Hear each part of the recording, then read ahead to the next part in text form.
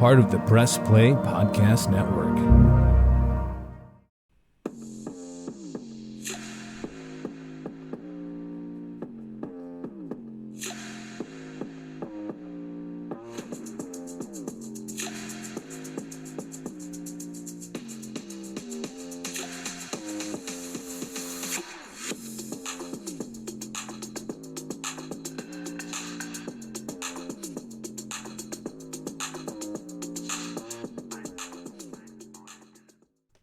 Hello, and welcome back to the Full 40 College Basketball Podcast on the Press Play Podcast Network.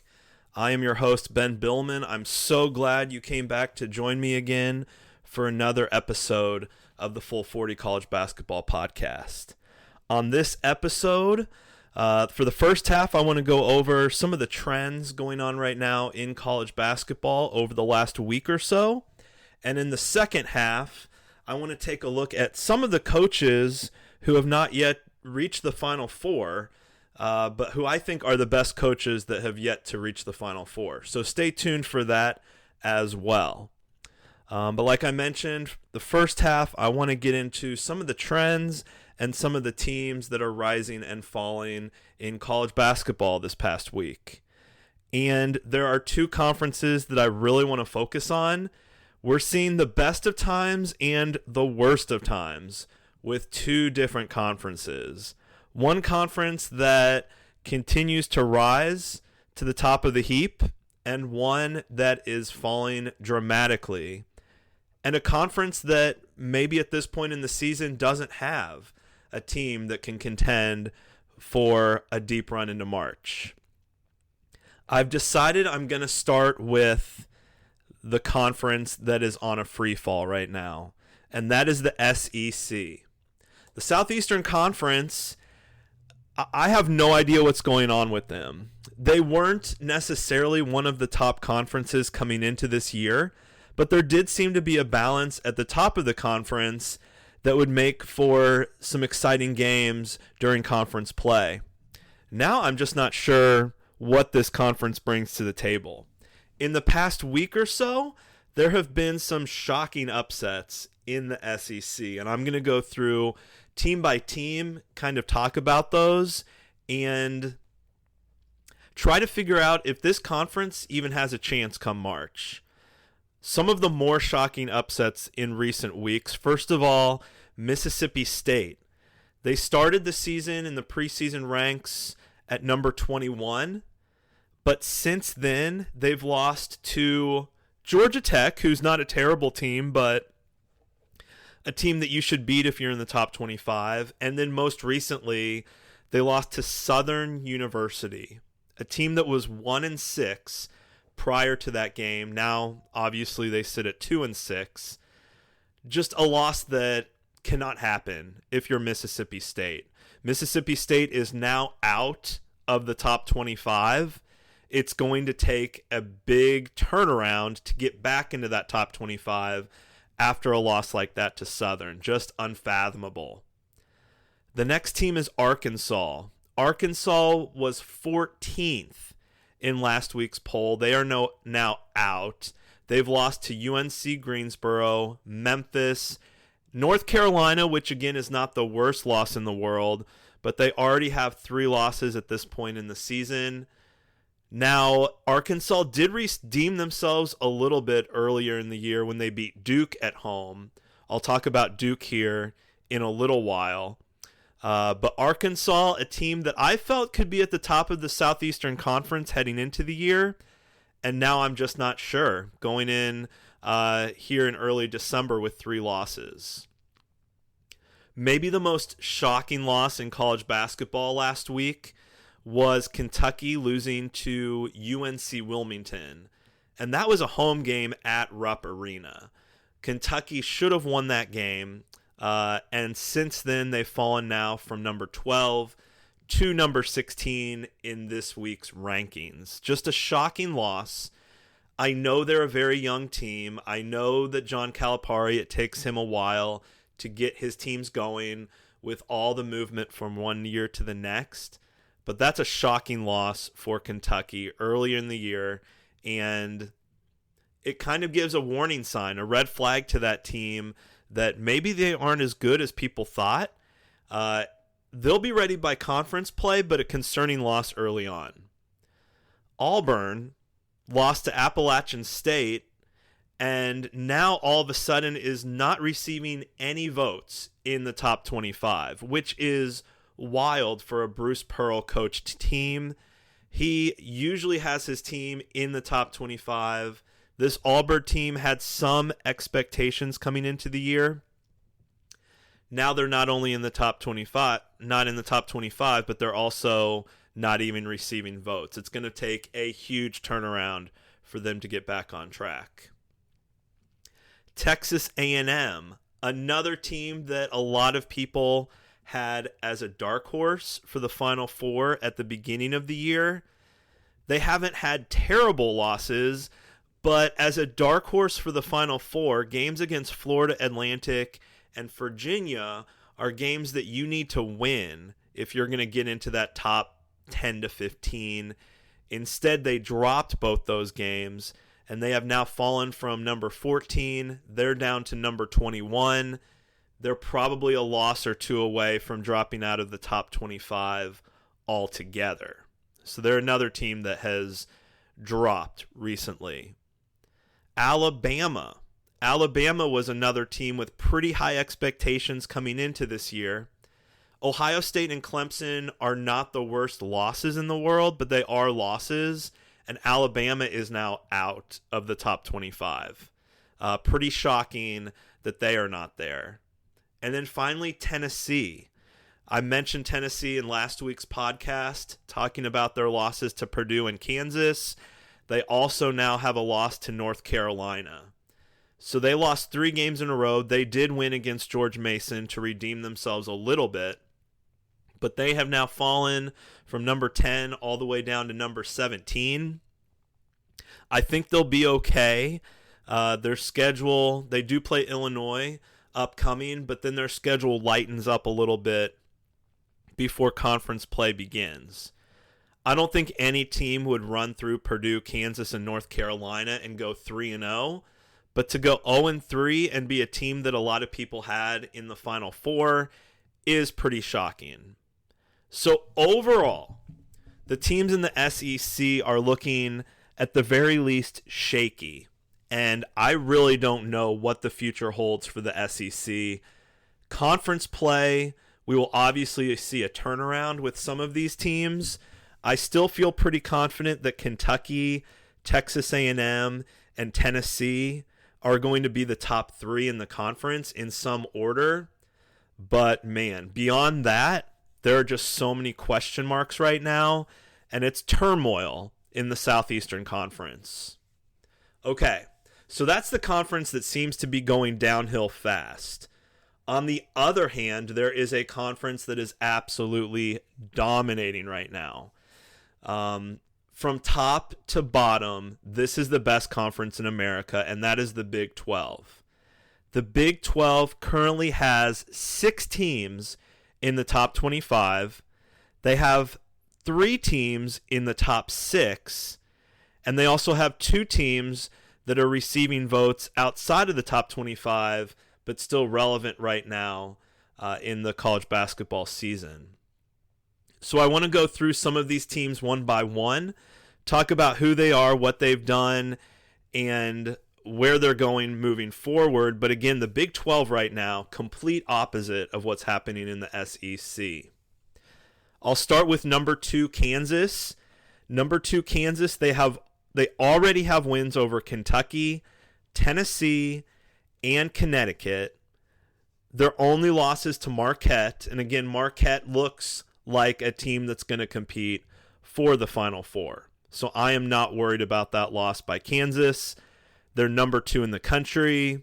They look like a very, very good team. Houston, number 3. I think a lot of people would argue that maybe they're the number 1 team in the country based on their performance, how they've played so far. They already have team wins over Utah, Xavier, and Dayton. They're undefeated, and I think they're going to be undefeated going into Big 12 conference play. It's pretty incredible, and it's going to be interesting to see Houston's first year in the Big 12. How do they handle the grit and grind of the Big 12 when every single game is going to be an epic battle? That's the only thing I'm not sure about, but I think Kelvin Sampson has that team in a position right now where they will be able to handle it, and they could potentially win a Big 12 regular season championship in their first year in the Big 12. The next team is number 6, Baylor. Baylor is still undefeated. They have wins over Auburn, Florida, Seton Hall. Again, they're number 6 in the rankings. Scott Drew continues to have a juggernaut down there in Waco, Texas. Baylor sits at number 6, and they're going to be right there in the running for a conference championship as well. Number 12, Texas. Texas only has one loss so far. That's to Connecticut. That's a very understandable loss. They made it to the Elite Eight last year, and it looks like they have not broken pace at all going into this year. And they're sitting at number 12 overall. Another team in their first year in the Big 12, and a team that I really questioned as far as how were they going to handle that move, is BYU. They're currently number 14 in the country. They're undefeated, and they have wins over Arizona State and North Carolina State. Along the same lines as Houston, I'm still very intrigued to see how they do in conference play. But based on how they've done in non-conference play, I feel pretty confident that they will be just fine. At number 19 is Oklahoma. Oklahoma is still undefeated as well. They have wins over Iowa, Southern Cal, and Providence. And they look like a team that is going to be a monster come March. And finally, there are a couple teams that are just outside the top 25, but based on how they can do over these next couple weeks, heading into the Big 12, they could get into the top 25. Those 3 teams would be Texas Christian, TCU. They are undefeated. If you extended out the top 25 based on votes, they would be number 28 in the country. And then also a first-year Big 12 team, Cincinnati. They are undefeated, and if you extended out the rankings to those that received votes, they would be number 34 in the rankings. And then the other team of note, Kansas State. Last year they made it to the Elite Eight, and just recently they have a big win over Villanova. So Kansas State, they have not had the best season so far, but you look at a team that's going to battle every night, Kansas State is one of those teams. I'll tell you what, the Big 12 is going to be incredible when it comes to conference play. If any team can come out of there with double-digit wins, any team that gets double-digit wins in that conference, more than likely is going to be a lock for the NCAA tournament. It is just that deep and that good of a conference. So you got the worst of the worst in the SEC and the best of the best in the Big 12, and there's a huge difference, a huge chasm between those two conferences. There are 2 other teams that I want to touch on this week that fall outside of those 2 conferences, but still hold a lot of intrigue as we head into mid-January. On the good side, I'm looking at Colorado State. San Diego State proved last year that the Mountain West Conference can go deep into March and have success at the national level. Colorado State has taken that and run with it this year.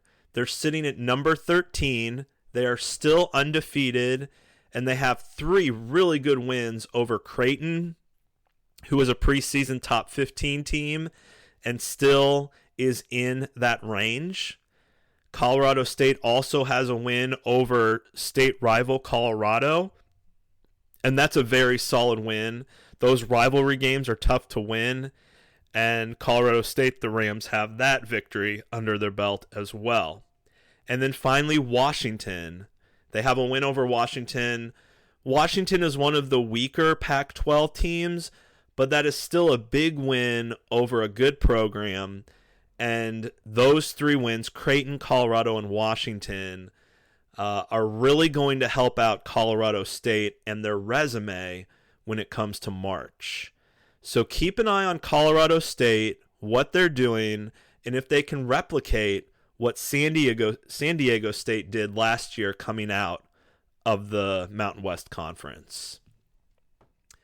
On the other hand, as Colorado State has been rising, Duke, on the other hand, has been falling. And it's been a free fall for Duke over the last couple of weeks. Right now they sit at number 22 in the rankings, just barely inside the top 25. They had the loss to Arizona a couple weeks ago.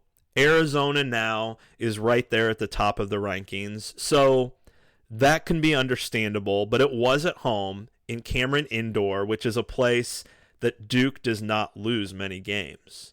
So that Arizona loss is kind of explainable, but then they followed it up with losses to Arkansas and then Georgia Tech, which is absolutely unexplainable.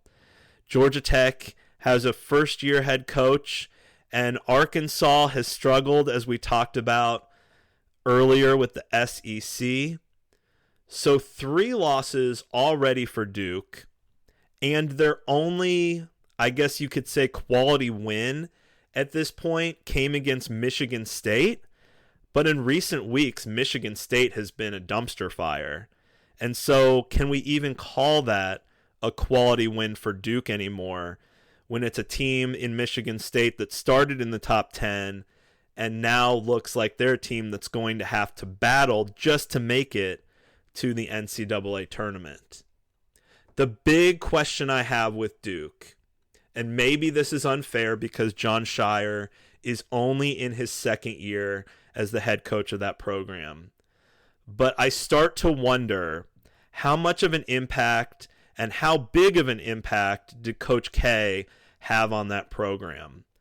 Was Duke a program that relied solely on Coach K, and now that he's gone, I think Duke will always be a good team, but have they lost that edge now that Mike Krzyzewski is gone? I'm not going to say they have, but man, I am a little bit worried. It is so hard to follow a legend in college basketball. We saw it at UCLA when John Wooden retired. The same thing when Bob Knight retired or actually got fired at Indiana. Now we're seeing it firsthand with Duke. Keep an eye on Duke. Keep an eye on Jon Scheyer. That's a lot of pressure to follow a legend, maybe the best college basketball coach of all time. The expectations are super high. And Jon Scheyer, it remains to be seen whether or not he can meet those expectations. They did make the second round last year. They do have Kyle Filipowski, and they do have a very, very strong recruiting class coming in next year. But this year's looking a little bit topsy-turvy. They're at number 22, and they need to get off to a good start in the ACC so this season doesn't completely fall apart on them. So that is kind of the update when it comes to what's going on in college basketball right now. The Big 12 is on fire. The SEC is falling apart. Colorado State is hot. Duke, a lot of unknowns there.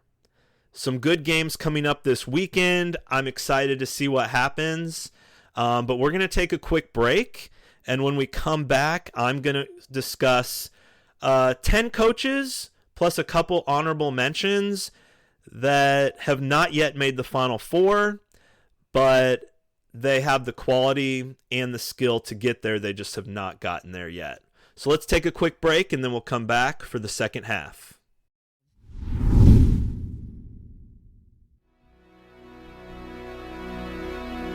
Hey everybody, it's Sam Amico from Cavs on the Break NBA podcast. Be sure to give us a listen for all your Cleveland Cavaliers recaps, analysis, breakdowns, draft talk, free agency. The list goes on and on. Give us a listen, Cavs on the Break NBA podcast. What's up, everyone? I'm Holly Wetzel. And I'm Tybus Powell. And we are your hosts of The Orange is Oranger, a Cleveland Browns podcast on the Press Play Podcast Network. We give you all the dog pound coverage that you'll need to get you through the regular season, hopeful postseason, and I'd say off-season, Tybus, but is there really ever an off-season for this team? Thankfully for our podcast, Holly, there really never is when it comes to the Cleveland Browns. Don't miss our breakdown of each week's matchup, game recaps, and any and all news out of Berea to feed your Browns appetite. As we know, Holly, dogs gotta eat. Yes, they do. So hit that subscribe button and never miss an episode of the Orange is Oranger, Cleveland Browns podcast on the Press Play Podcast Network. All right, welcome back to the Full 40 College Basketball Podcast on the Press Play Podcast Network. For the second half of this podcast, I'm going to look at a discussion here on college basketball coaches, current college basketball coaches that as of right now have yet to make the Final Four. The Final Four is kind of the proving ground for college basketball. As a coach, that is your ultimate goal. If you can lead your team to a Final Four, that is a career-defining moment right there. There are some good coaches out there, though, that have yet to make it to a Final Four. And right now, they need that on their resume to be considered a great all-time coach. What I want to do now is list off my top 10 coaches, starting at number 10, going down all the way to number 1 of current college basketball coaches that have yet to make a Final Four. And this is as a head coach. Some of these coaches have made Final Fours as an assistant or a player, but as of right now, as a head coach, they do not have that honor. All right, I'm going to start with number 10. Nate Oates at Alabama. He's fairly new to Alabama, so I couldn't put him too high on this list. Previously, he coached at Buffalo, and he actually turned Buffalo into a really nice tournament team. In his time at Buffalo, they made 3 appearances in the NCAA tournament before getting hired away by Alabama just a couple years ago. In his time at Alabama, he's already made it to 2 tournaments, and in those 2 tournaments, they've made the Sweet 16. Last year, they were the number 1 overall seed going into the tournament, but they got upset in the Sweet 16, and unfortunately, probably his best chance up to now to make the Final Four was taken away by San Diego State in the Sweet 16. So I have Nate Oates at number 10. I would not be surprised to see him off of this list in the next couple of years if he can continue to improve and keep Alabama at the level he has the last couple of years. At number 9, I have Jamie Dixon at TCU. Jamie Dixon has had success not just here at TCU, but also at Pittsburgh. You might remember his time at Pittsburgh. He had some really, really good teams. In his time at Pittsburgh, they made the NCAA tournament 14 times. They had 3 Sweet 16 appearances and 1 Elite 8 appearance, and they were a buzzer beater away from potentially going to the Final Four. That was against Villanova. He came to TCU, and he hasn't had quite as much success at TCU that he had at Pitt, but still he's turned TCU into a team that year in and year out in the Big 12 has been successful. I don't know if his team this year has what it takes to make it to the Final Four, but he is a coach that continuously puts out good teams that occasionally pull off big upsets and are usually in the tournament discussion, sometimes in the bubble discussion, but he is definitely a coach that you don't want to coach against, especially late in March. At number 8, I have Leonard Hamilton at Florida State. So Florida State is one of those programs that it's very difficult to win at in college basketball because their football program takes so much of the audience for Florida State sports. But Leonard Hamilton, even with that fact, has been able to find success on the college basketball floor. The thing with Leonard Hamilton, though, is that his success has come and gone. It's almost like a wave. If you look at his career coaching record, he has 3 or 4 years that are underwhelming, 3 or 4 years that are overwhelming, and it goes back and forth. Right now, Florida State is in that low, underwhelming state.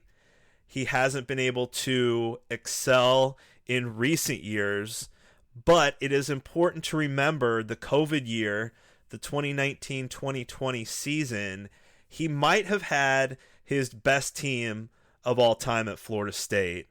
And unfortunately, that season was canceled right before March Madness. So it's a little bit unfair when you talk about Leonard Hamilton because of that season. It's very possible that Florida State may have made the Final Four that year and he would not be on that list.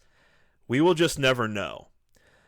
He has been in the state of Florida for quite a while. He coached at Miami and made 3 tournament appearances while there. And he's made 8 appearances at Florida State, including 1 Elite 8 appearance. So he has had success, but again, he has not reached the ultimate pinnacle of the Final Four. At number 7, I have Greg McDermott from Creighton. Greg has had pretty good success and continues to build at a program that started with his son. You might remember Doug McDermott from about 10 years ago at Creighton, one of the best scorers of all time in college basketball. So had his son on the team, and since then, he's been able to continue to build a quality team. In his time at Creighton, he's won 1 conference regular season title, 8 tournament appearances, including 2 Sweet 16s, and last year made it all the way to the Elite 8. Unfortunately, and in my opinion, it was a bad call, but they were 1 bad call away from going to the Final Four when they lost to San Diego State. Greg McDermott has another team this year that I think has a chance to make the Final Four. So again, he may be a coach that next year at this time will not be on this list because Creighton advances to the Final Four this year. At number 6, I have Randy Bennett at St. Mary's. So Randy Bennett is a coach that if Gonzaga was not in the West Coast Conference, Randy Bennett would be considered one of the best coaches in America. He has just been overshadowed by Mark Few and Gonzaga for years because Gonzaga owns that conference. But what Randy Bennett has been able to do, even though being overshadowed, is pretty incredible. Gonzaga, you would think, would have won almost every conference regular season and conference tournament title. But in fact, Randy Bennett has led St. Mary's to 4 regular season titles and 3 tournament titles in his time there. Along with that, he has made 9 tournament appearances in the NCAA tournament. This is one of those cases where put him in any other time frame or in any other conference, and he's probably got a lot more accolades. It's just that Gonzaga takes all the publicity and press, and therefore you don't hear much about St. Mary's and what Randy Bennett has done out there. All right, let's get into the top 5 now. And this is where we start seeing coaches with a lot of success, just no Final Four on their resume. So at number 5, I have Steve Alford. Now, if we went over the full history of a person, Steve Alford might be the best player on this list. In 1987, he led Indiana to the national championship. So he does have Final Four experience, just not as a head coach. But when you look at his career, he is now in the 4th Division I head coaching job of his career, and he has had success everywhere he's been. At Iowa, he made 3 NCAA tournament appearances. He then went to New Mexico, made 3 appearances there. He then went to UCLA, 4 appearances at UCLA, including 3 Sweet 16s. And now he's at Nevada, where he has made 1 tournament appearance last year. And looks like his team is continuing to build and get better. And I forgot to mention before all of that, when he was a coach at Southwest Missouri State back in the late 90s, he took Southwest Missouri State to a Sweet 16, a team that probably had never even sniffed the Sweet 16 before, and he got them there. And so you look at his overall career, and he's been there a lot of times, made it to the Sweet 16, unfortunately never to the Elite 8, and of course never to the Final Four. Now he's at Nevada. I don't know if he can get it done there, but I do know that he's a great coach who's been given a lot of good opportunities, and every stop he's been on, he's gotten his team pretty far. All right, into the top 4. We'll put at number 4, Eric Musselman at Arkansas.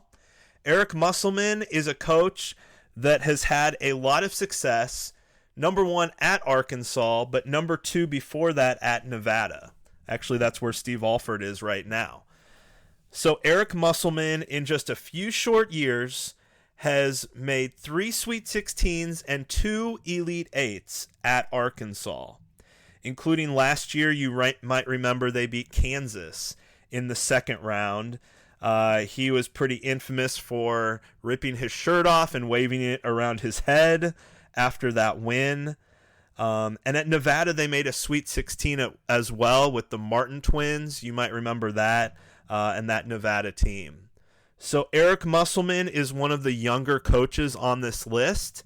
And I'm looking at him more from projecting out what he's going to do in the future, more than what he's done so far. He just seems like he's got that Arkansas program going on all cylinders. Just a week ago, they beat Duke at home, and I think Arkansas has a team this year that could make the Final Four, and with the program he's set out there, they're going to be a Final Four contender and an SEC title contender almost every year. At number 3, I have Buzz Williams, who currently is at Texas A&M. It's similar with Steve Alford in the sense that Buzz Williams has been at a lot of different schools and has been successful at a lot of different schools. One of his first head coaching positions was at Marquette. He took over. He made 5 appearances in the NCAA tournament, including 1 Elite 8. Marquette, definitely not an easy place to win, but he was very successful there. He then moved on to Virginia Tech, made 3 appearances in the NCAA tournament, including one of the best college basketball games I can remember, a Sweet 16 matchup against Duke, when Duke had Zion Williamson and R.J. Barrett. Lost because they missed a shot near the end of the game. But he did some exceptional things at a school that's not easy to win at, Virginia Tech. Just a few years ago, he moved on to take the head coaching job at Texas A&M. As of right now, he hasn't had quite the success at A&M that he had at Marquette and Virginia Tech, but he is slowly building that team into a national title contender. I think he has the best team he's had at A&M this season, and it wouldn't surprise me if he wins a conference championship and potentially make it to the Final Four as well. He has that kind of talent on this team, and he's a coach that, again, you do not want to see in your March Madness tournament bracket because those teams never quit. All right, we're into the top 2, and these guys, I could have put either one at number 1. The reason I put these 2 guys in the order I did is because of some scandals and some allegations that took place, and I didn't want to put the number 1 person, the number 1 coach, as someone who has had allegations and scandals and has received some sort of penalties because of that. So, having said all that, my number 2 coach who has never been to a Final Four would be Sean Miller. Sean Miller is currently the coach at Xavier. He was at Xavier in the mid-2000s, coached there for a while, then took the job at Arizona, and now is back at Xavier. And one of the reasons he's back at Xavier is because of recruiting violations that occurred while he was at Arizona. Those violations led to a bunch of wins being stripped. 2 full seasons, basically, were ripped out of the record books because of the recruiting violations that took place. So I have to hold that against Sean Miller, even though he is potentially the best coach out there that has not made the Final Four. Those allegations hurt. But anyway, while he was at Xavier the first time, had a lot of success, a good coach, but he really started to see the awards and accolades start to stack up while he was at Arizona. One of the most impressive things in his time at Arizona was that he made 4 Elite 8 appearances. He was 0-4 in those games, but to get to the Elite 8 4 times is pretty impressive. And when you look at the list of players that came out of that program during the Sean Miller era, it's very impressive. A lot of NBA stars, a lot of quality teams, and he has to be credited with a lot of that. Now, again, how much did those violations lead to that success? It's hard to tell. He's now back at Xavier in his second year back there, and he's building a program that I believe is going to be a high-level Big East program for the foreseeable future. The Big East is very tough right now. It's hard to win there, but Sean Miller is definitely a coach that is going to keep that team relevant for the foreseeable future. All right, so I have one coach left on my list, but before that, I want to list off a couple honorable mentions. I have 3 on my list of honorable mentions for multiple reasons, and I'll list off why they did not make the top 10. First of all, Anthony Grant at Dayton. I give him an honorable mention because of the COVID season. When he was at Dayton during the COVID season, they were one of the best teams in college basketball. They had Obi Toppin, who was a National Player of the Year candidate. They had only lost 2 games all season, and more than likely, they were going to be a number 1 seed in the NCAA tournament if the tournament would have been held that year. So even though Anthony Grant doesn't necessarily have all the results and the statistics that some of these other coaches do, I do give him a hand for having Dayton in the national title discussion during the COVID season. And then 2 coaches who are at new schools and are trying to build programs and I think will build really good programs are, first of all, Tommy Lloyd at Arizona. He's already had 2 really good seasons at Arizona after being a longtime assistant at Gonzaga. And so I think Tommy Lloyd will be on this list probably next year unless Arizona makes the Final Four this year. And right now they're a top 5 team, and I think that they'll be off this list very quickly. And then also Ed Cooley. Ed Cooley was at Providence for a long time, and this is his first year at Georgetown. He has a pretty big rebuilding job to do at Georgetown, but based on the success he had at Providence, I think he's going to get the job done. So Anthony Grant, Tommy Lloyd, and Ed Cooley are some of my honorable mentions. All right, now, in my opinion, the best college basketball coach, current college basketball coach, that has yet to make the Final Four is Purdue coach Matt Painter. Now, Matt Painter has Purdue in the national discussion every single year. And unfortunately, over the last few seasons, they've had disappointing results in the NCAA tournament, including last year when they became just the second number 1 seed ever to lose to a number 16 seed when they lost to Fairleigh Dickinson. So I have to hold that against him a little bit, but still, the numbers are incredibly impressive for what Matt Painter has done at Purdue.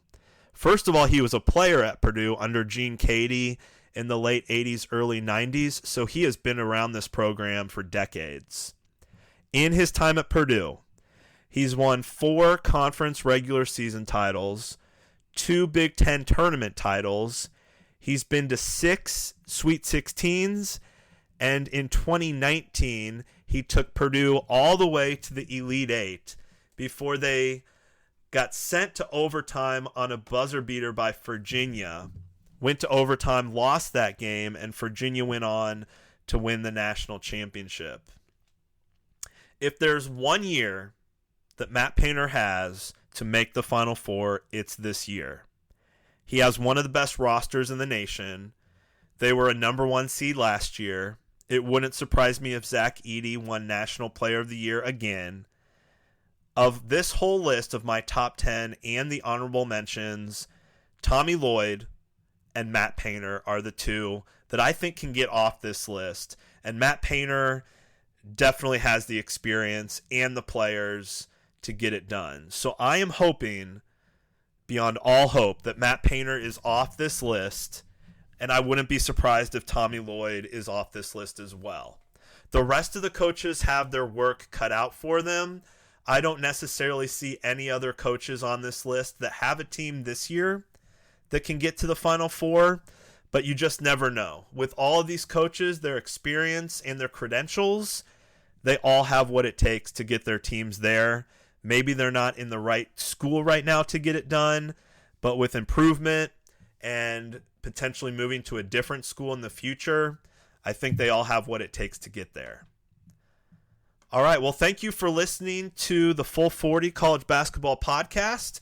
I will be back next week with a little bit more information and updates on what's going on in the world of college basketball, and you all have a great rest of your week.